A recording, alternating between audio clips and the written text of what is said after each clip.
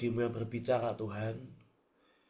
Kami tahu ruang Maha Kudus, penyembahan di ruang Maha Kudus tidak pernah jadi kerinduan dari seorang manusia. Kami tahu inisiatif ini adalah kerinduan, ini adalah tindakan yang kau ambil Tuhan. Demi kami, demi keluarga kami, demi bangsa kami. Untuk masuk ke level yang lebih dalam, untuk masuk dalam masa yang baru, masuk dalam sebuah keintiman yang berbeda Tuhan. Ajari kami Tuhan pagi hari ini. Tuhan, biar kamu yang berbicara, kamu yang menjelaskan, karena hamba-Mu terbatas Tuhan. Terima kasih Tuhan dalam nama Yesus. Amin. Shalom Bapak Ibu, selamat pagi. Menyambung dari apa yang Kak Leo sudah sampaikan hari Jumat lalu, pagi hari ini tema kita tentang penyembahan di ruang Maha Kudus ya. Saya bukan yang pro dalam bidang ini, tapi saya coba belajar, saya coba doa, dan pagi hari ini saya berdoa ini bisa membuka, menjelaskan jadi dasar buat kita semua ya. Seringkali kita pikir ruang Maha Kudus itu bicara sebuah ruang, bicara sebuah tempat, bicara sebuah lokasi, bicara sebuah peraturan di masa lalu dan sebagainya. Tapi waktu saya coba doa, waktu saya coba siapkan, Tuhan menjelaskan seperti ini bahwa ruang Maha Kudus itu tidak bicara tentang satu ruangan. Ruang Maha Kudus itu tidak bicara tentang satu lokasi, satu tempat. Tapi ruang Maha Kudus itu bicara hati Tuhan, ruang Maha Kudus itu bicara tempat di dalam hati Tuhan sendiri, dalam rindunya Tuhan sendiri, sebuah tempat yang sebenarnya ini dari Tuhan untuk ketemu kita. Ini inisiatif Tuhan buat ketemu kita. Ini bukan ruang yang jahat, ini bukan ruang yang mematikan. Betul, firman Tuhan berkata ini ruang yang dimasuki dengan cara yang khusus dan sebagainya. Tapi pada dasarnya ruang ini lahir dari inisiatif Tuhan, kerinduan Tuhan. Jadi pagi hari ini saya rindu untuk kita belajar dikit lagi, kita belajar untuk ngerti, untuk lihat dari sisi yang berbeda. Kalau saudara baca dalam kitab Keluaran, ini adalah kitab di mana pertama kali ruang Maha Kudus itu disebut, dijelaskan. Dan saya melihat ada satu hal yang unik. Apa itu? Bahwa pertama kali Tuhan menjumpai bangsa Israel lewat Musa, itu terjadi di kitab Keluaran 19. Dulu Tuhan pernah menjumpai Musa lewat semak yang menyala. Tapi sekian pasal kemudian setelah bangsa Israel keluar dari Mesir, ini adalah perjumpaan Tuhan pertama kali dengan manusia lagi setelah keluar dari Mesir. Keluaran 19, saudara bisa baca di rumah masing-masing bahwa dicatat begini, hari itu Tuhan ketemu dengan Musa di Gunung Sinai. Hari itu Tuhan ketemu dengan Musa dengan kondisi seperti ini, kondisi di mana manusia nggak boleh mendekat, harus ada batas di Gunung Sinai. Ini jadi gunung yang sakral, yang kudus, yang bisa ketemu cuma Musa. Nah,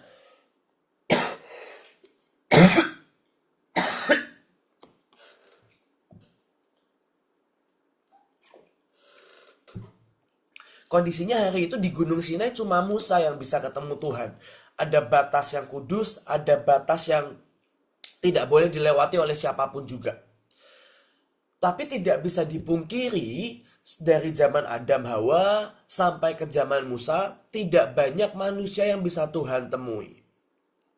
Kita semua ingat bahwa waktu Tuhan menciptakan Adam Hawa, di Taman Eden manusia jalan bersama dengan Tuhan, itu jadi kerinduan, itu jadi satu hal yang Tuhan suka. Sampai dosa memisahkan, manusia nggak lagi bisa jalan dengan Tuhan. Dan hari itu Tuhan ketemu dengan Musa di Gunung Sinai di Keluaran 19, dan tidak bisa dipungkiri itu menimbulkan kerinduan di hati Tuhan. Sekalipun mungkin ya banyak orang pikir gini bahwa Tuhan di perjanjian lama, bahwa Bapak di perjanjian lama, Bapak yang penuh aturan, yang jahat mungkin, yang kok banyak sekali hukuman dan sebagainya. Tapi tidak bisa dipungkiri sejak Keluaran 19, sejak Tuhan ketemu Musa dan Musa ketemu Tuhan, timbul sebuah rindu, timbul sebuah keinginan di hati Tuhan untuk bisa ketemu lagi, jalan lagi dengan manusia. Nah, Setelah di Keluaran 19 Tuhan ketemu dengan Musa, inisiatif itu tumbuh semakin besar. Dan di sisi Tuhan, Tuhan tidak menyerah. Di Keluaran 20 dijelaskan gini, di Keluaran 20 kalau saudara baca, ditulis dengan jelas, hari itu semua bangsa Israel takut untuk mendekat. Mereka bilang, Musa, udahlah kamu aja yang naik, nanti kita mati semua kalau kita mendekat, kalau kita ikut naik. Tapi kalau saudara perhatikan, kitab Keluaran 20, 21, 22, 23. 4 pasal ini semuanya berisi tentang hukum dan peraturan. Banyak orang berpikir hukum itu ada untuk menyusahkan. Hukum itu ada untuk menjadi ganjal. Hukum itu ada karena Tuhan punya sisi perfeksionis dan sebagainya. Tapi kalau boleh saya bilang pada pagi hari ini, hukum itu ada untuk apa sih? Hukum itu adalah cara Tuhan untuk mencoba menemukan jalan tengah supaya manusia dan Tuhan bisa ketemu. Sekali lagi saya ulang, kenapa Tuhan harus tulis hukum demi hukum selama 4 pasal? Sederhana, itu Tuhan mencoba cari jalan tengah untuk ketemu dengan manusia. Tuhan coba mendekat supaya Tuhan bisa ketemu lagi, jalan lagi dengan manusia. Karena gini kondisinya, manusia terlalu jauh untuk ketemu Tuhan. Dari sisi manusia, untuk manusia naik gunung, ketemu Tuhan muka dengan muka, itu terlalu jauh. Tapi dari sisi Tuhan juga, Tuhan tidak bisa semena-mena ketemu dengan manusia. Betul, kekudusannya, keilahiannya itu membunuh. Maka dari itu selama 4 pasal Tuhan coba tulis hukum, Tuhan coba buat jalan tengah. Yang Tuhan mau ngomong gini, nih hukumnya gini, kalau kamu lakukan ini, kita bisa ketemu. Kalau kamu lakukan ini, kita bisa ketemu. Kalau kamu lakukan ini, kita bisa ketemu.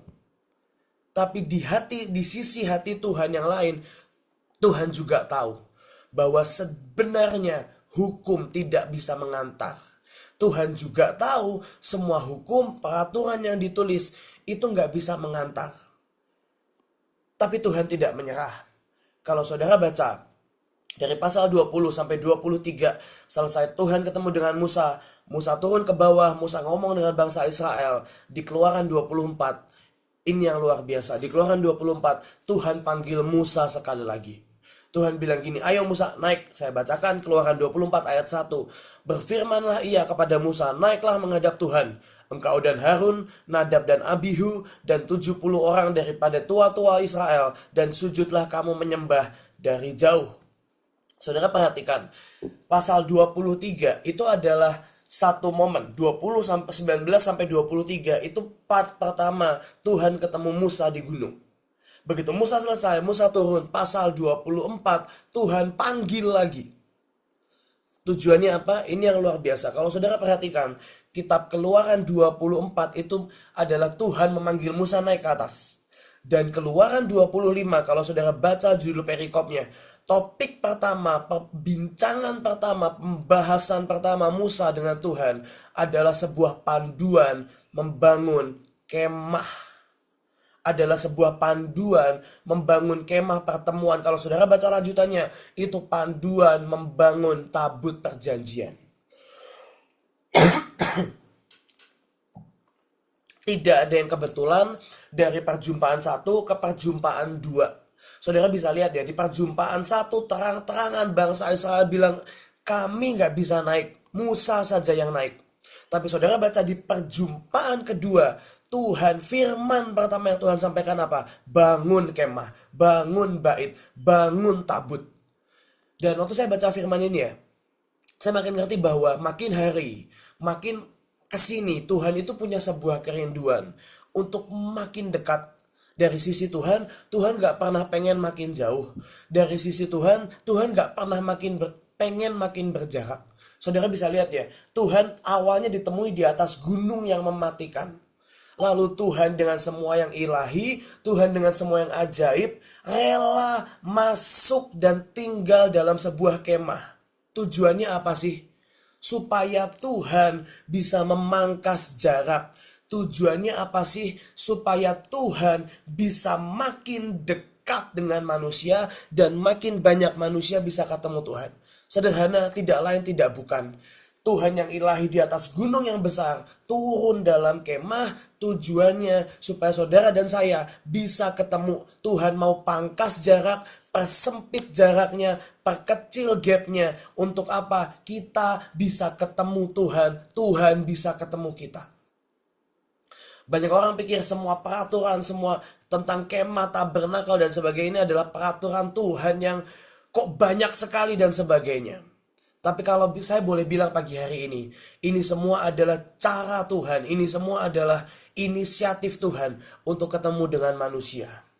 Yang luar biasa seperti ini, saudara tahu di kitab Keluaran 25, ayat 16 sampai 17. Firman Tuhan bilang ini, setelah Tuhan ketemu Musa untuk kedua kalinya, Tuhan langsung jabarkan, Musa bangun, bangun kemah, bangun tabut perjanjian.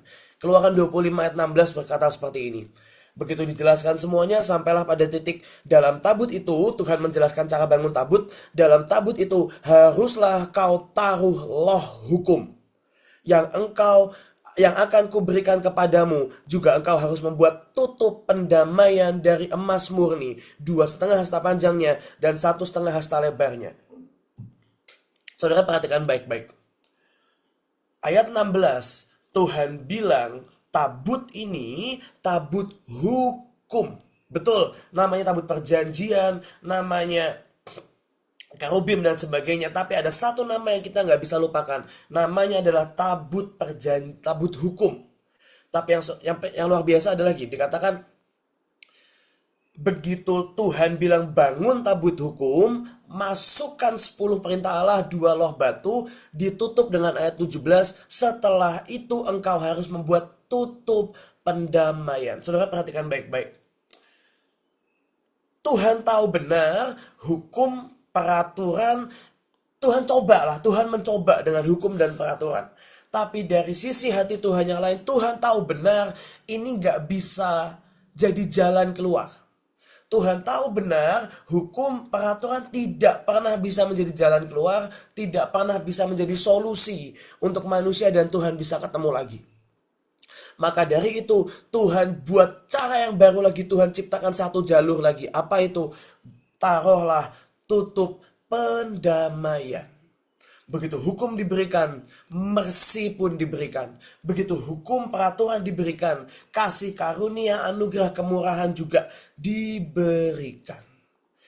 Dan kita semua tahu ayat 22 dikatakan, dan di sanalah aku akan bertemu dengan engkau. Tuhan ngomong terang-terangan, di kemah ini aku akan ketemu dengan engkau. Tapi setelah saya doa lagi, setelah saya pelajari, saya bisa lihat seperti ini bahwa di tengah Tuhan coba memangkas jarak, di tengah Tuhan coba mendekat, di tengah Tuhan coba menghapus jarak antara Tuhan dan manusia dengan hukum, dengan kemah dan sebagainya. Tidak bisa dipungkiri, memang manusia ujungnya kembali kepada debu. Memang manusia tetap dibangun dari debu tanah. Tapi yang luar biasa adalah seperti ini. Ruang Maha Kudus tidak cuma bicara tentang sebuah area dan lokasi. Ruang Maha Kudus bicara tentang rekayasa. Ruang Maha Kudus bicara sebuah grand plan Tuhan, di mana Tuhan tahu manusia pasti jatuh dalam dosa, dan Tuhan juga tahu dia harus menyelamatkan sekali lagi. Saudara, waktu saya siapkan firman ini, ada satu hal yang membuka mata saya. Dalam Ruang Maha Kudus hanya ada satu barang, hanya ada satu benda, tabut perjanjian. Dan kita semua tahu tabut perjanjian di dalamnya disimpan beberapa hal. Tapi kalau pagi hari ini saya boleh bilang, dalam tabut perjanjian yang disimpan bukan barang yang sakral.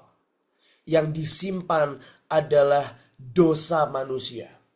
Sekali lagi saya ulang, yang disimpan adalah dosa manusia. Kenapa? Ada 3 hal yang disimpan dalam tabut perjanjian. Yang pertama ada 2 loh batu. Kalau saudara perhatikan, Tuhan mengukir loh batu itu di Keluaran 20. Dan kondisinya di Keluaran 20 belum ada tabut perjanjian. Dan di Keluaran 24, Tuhan baru suruh bangun tabut perjanjian di Keluaran 25. Tapi saudara tahu di perjumpaan Tuhan dengan manusia yang kedua, dari Keluaran 24 sampai Keluaran 31.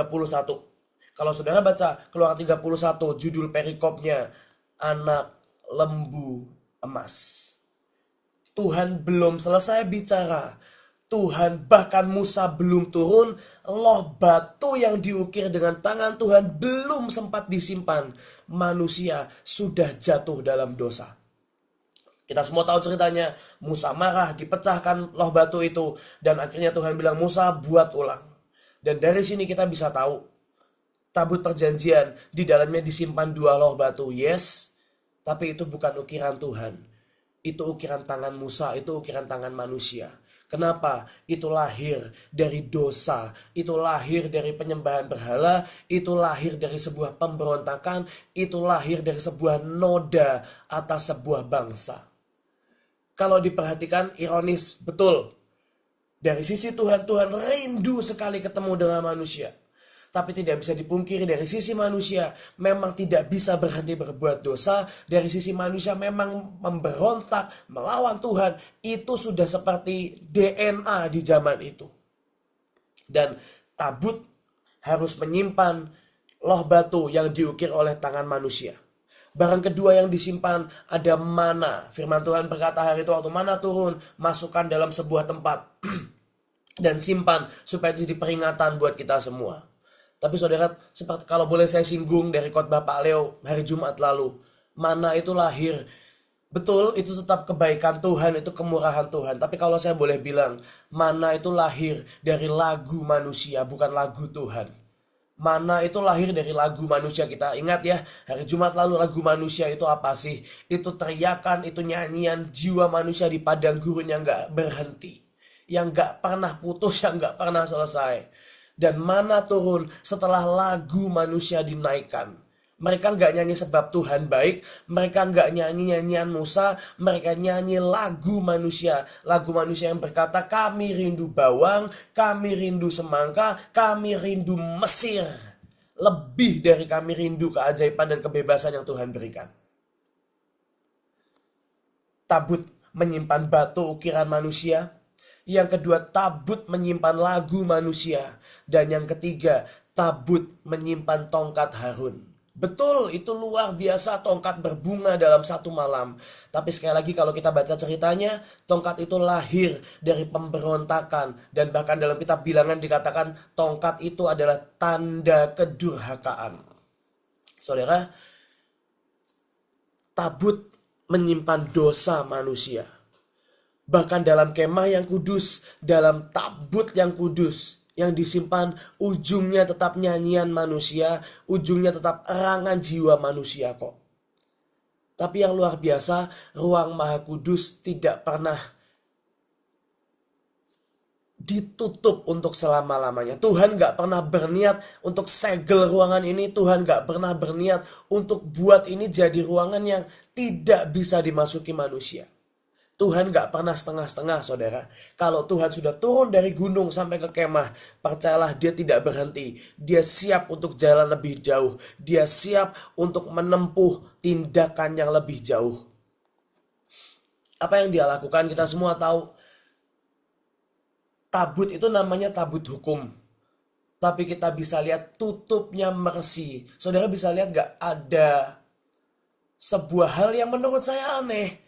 Tabutnya hukum, badannya hukum, wadahnya hukum, tapi tutupnya tetap mercy, tapi tutupnya tetap kasih karunia, tapi tutupnya tetap belas kasihan. Dan ini yang luar biasa. Semua peraturan, semua perabot, semua barang dalam ruang maha kudus, semua berbicara tentang hubungan Tuhan dan manusia. Bukan peraturan belaka, ini semua berbicara tentang hubungan Tuhan dan manusia. Kita semua lihatlah, ada sebuah peraturan yang sangat panjang untuk imam besar menghadap Tuhan dalam ruang maha kudus. Tapi sebenarnya kalau kita boleh simpulkan, peraturannya isinya apa sih? Tuhan minta, Tuhan cuma mau, Tuhan cuma minta bahwa mereka yang datang kepada Tuhan, dia dikuduskan, dia dipisahkan, dia diluruskan untuk hanya cari Tuhan saja. Semua aturannya, semua bendanya, semua perabotnya. Tabut perjanjian firman Tuhan bilang gini. Di Keluaran 25 tadi ya. Di atas tabut ini aku akan ketemu engkau. Sederhana. Cuma satu tujuannya, sebuah hubungan yang dipulihkan. Tuhan mau ketemu manusia lagi. Tapi yang luar biasa seperti ini, kalau saudara perhatikan di Alkitab, di tengah ruang maha kudus yang begitu private, di tengah ruang maha kudus yang ini inisiatif Tuhan, tapi tetap belum berhasil untuk ketemu manusia. Tuhan tempuh langkah yang lebih jauh. Tuhan tempuh tindakan yang lebih jauh. Firman Tuhan berkata, Ibrani 10 ayat 20, karena ia telah membuka jalan yang baru dan yang hidup bagi kita melalui tabir, yaitu dirinya sendiri. Kita semua tahu perjanjian baru, waktu Yesus naik ke kayu salib, sebentar lagi kita juga rayakan Paskah, kita juga rayakan Jumat Agung.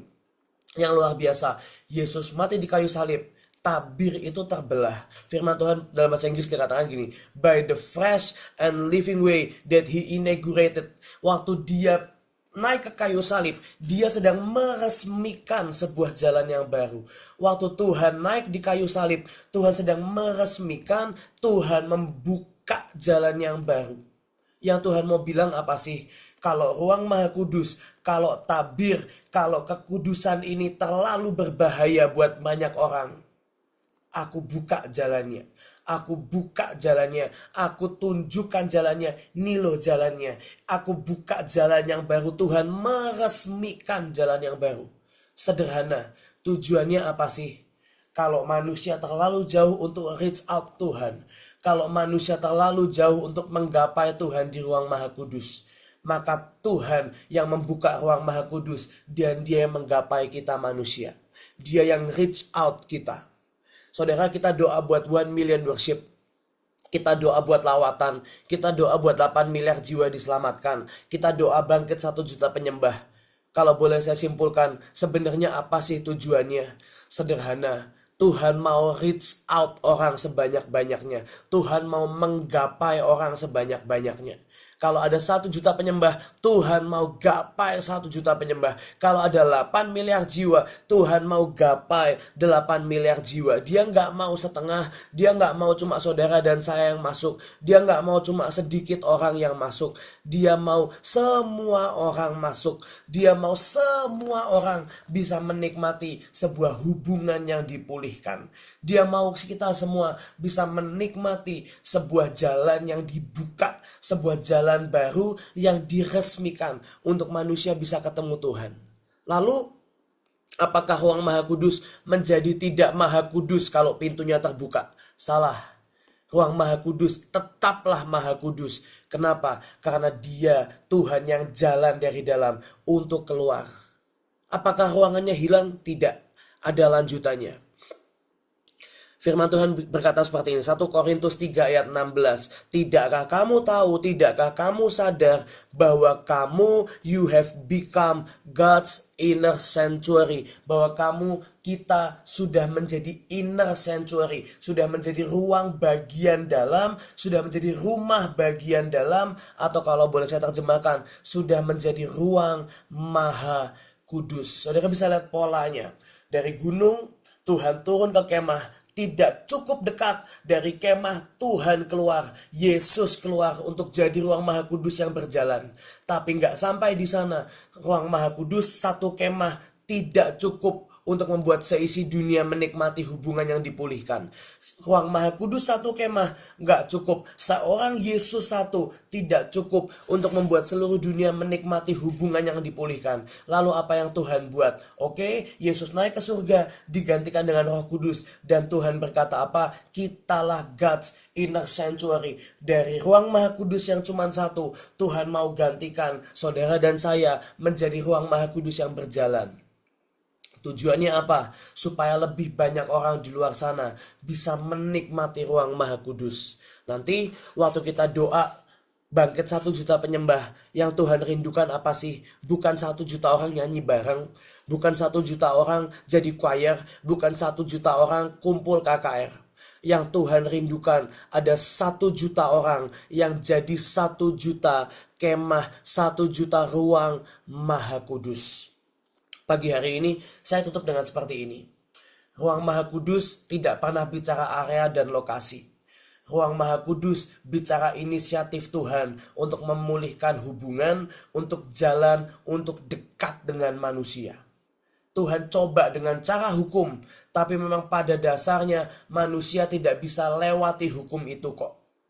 Tuhan harus berikan tutup pendamaian, Tuhan harus berikan tutup mercy. Tapi Tuhan gak sabar, Tuhan pengen jalan lebih jauh, Tuhan pengen gapai lebih jauh. Apa yang Tuhan lakukan? Dia koyakkan tabir itu supaya Tuhan bisa jalan, supaya ruang Maha Kudus itu bisa jalan keluar.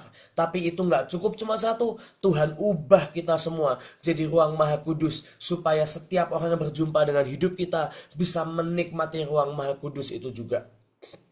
Pagi hari ini, sepanjang bulan ini sampai bulan Juni nanti, kita akan doa buat 1 juta penyembah. Saya cuma mau bilang pada pagi hari ini saudara, Ruang Maha Kudus bicara hubungan dengan Tuhan. Ruang Maha Kudus bicara kita berubah jadi Ruang Maha Kudus untuk setiap orang bisa nikmati Tuhan lewat kita. Nanti waktu kita doa, waktu kita lakukan 1 juta penyembah, saya cuma berdoa gini, kita semua ngerti bahwa setiap kali kita doakan 1 juta penyembah, ini gak bicara tentang kerumunan orang yang banyak. Tapi ini bicara seisi bumi, seisi dunia, hubungannya dipulihkan dengan Tuhan. Hubungannya dikembalikan dengan Tuhan. Hubungannya dibangun lagi supaya manusia bisa hidup jalan lagi dengan Tuhan. Dengan Allah pencipta, dengan Bapa mereka sendiri, Bapa kita sendiri. Karena pada dasarnya, saudara dan saya, bahkan seisi dunia ini, kita adalah anak-anaknya kok. Yang Tuhan rindukan apa sih? Hubungan yang dipulihkan. Tuhan mau jalan.